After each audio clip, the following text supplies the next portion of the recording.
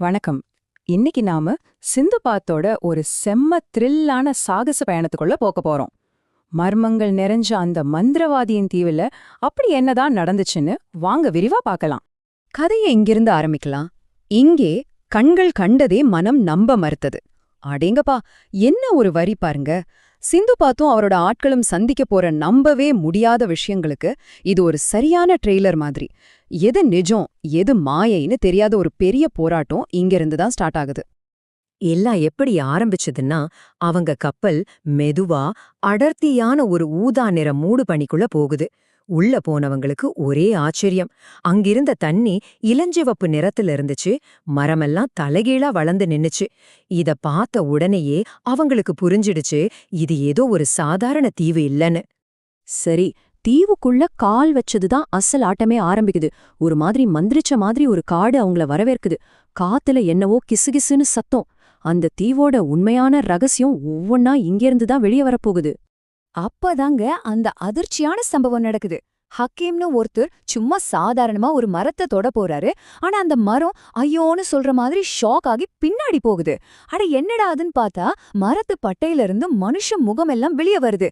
அதுங்க பாட்டுக்கு ஒன்னோட ஒன்னு பேசிக்க ஆரம்பிக்குது. ஹக்கீமுக்கு பயத்துல உச்சி குளிர்ந்து போச்சு. இந்த மாதிரி ஒரு குழப்பமான நேரத்துல தான் அவங்களுக்கு ஒரு நம்பிக்கை கிடைக்குது. யாருன்னு பாக்குறீங்களா? குவாக்குன்னு ஒரு பூனை. திடீர்னு அதோட கண்ணு ரெண்டும் தங்கம் மாதிரி ஜொலிக்குது. அடோ, அந்த காட்டுல இருக்கிற எல்லா மாயையும் அதால பார்க்க முடியுது. அவ்வளவுதான், அந்த பூனை தான் இனிமே அவங்களுக்கு வழிகாட்டி.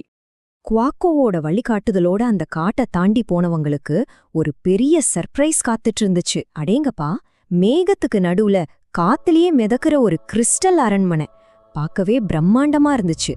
அதுதான் அந்த தீவா ஆட்டி படைக்கிற மந்திரவாதியோட கோட்டை. ஆனா அரண்மனைக்குள்ள போறது அவ்வளோ ஈஸி இல்லையே. அவங்கள தடுக்க திடீர்னு வானத்திலிருந்து சில உருவங்கள் வருது. அது பேரு கிரிஃபின். அதாவது உடம்பு சிங்கம் மாதிரி, ஆனா தலையும் ரெக்கையும் கழுகு மாதிரி. அந்த மந்திரவாதி தன்னோட மாய சக்தியாலே இதெல்லாம் உருவாக்கி வச்சிருக்கான். ஆனா இங்க ஒரு முக்கியமான விஷயம் இருக்கு. இந்த பயங்கரமான கிரிஃபின்கள் அதுங்க உண்மையே கிடையாது. எல்லாமே நம்ம மனசுல உருவாக்குற ஒரு நிழல் தான். நம்ம தைரியத்தை சோதிக்கிறதுக்கான ஒரு டெஸ்ட் இது. இந்த உண்மைய முதல்ல கண்டுபிடிச்சது நம்ம சுராயா தான். இவை அனைத்தும் வெறும் மாயைகள் அப்படின்னு சுராயா உறக்கு கத்துறாங்க. அவங்க ஞானம் அந்த ஆபத்தோட உண்மையான முகத்தை கண்டுபிடிச்சிருச்சு. உடனே தன்னோட வாழை கீழே போட்டுட்டு தியானத்துல உட்கார்ந்துட்டாங்க. என்ன ஆச்சரியம் பாருங்க.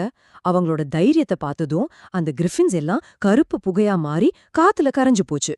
இதுதான் கதையோட ஒரு பெரிய டர்னிங் பாயிண்ட். அரண்மனைக்குள்ள போனதும் அந்த மந்திரவாதிய பாக்குறாங்க. அவன் உருவம் ரொம்ப விசித்திரமா இருக்கு. பாதி மனுஷன் பாதி நிழல் மாதிரி மாறிக்கிட்டே இருக்கு. அவன் சண்டைக்கே கூப்பிடல. அதுக்கு பதிலா ஒரு புதிர் போட்டு அதுக்கு பதில் சொல்றான். இது கத்தி சண்டை இல்ல, புத்தி சண்டை. இதோ அந்த புதிர்.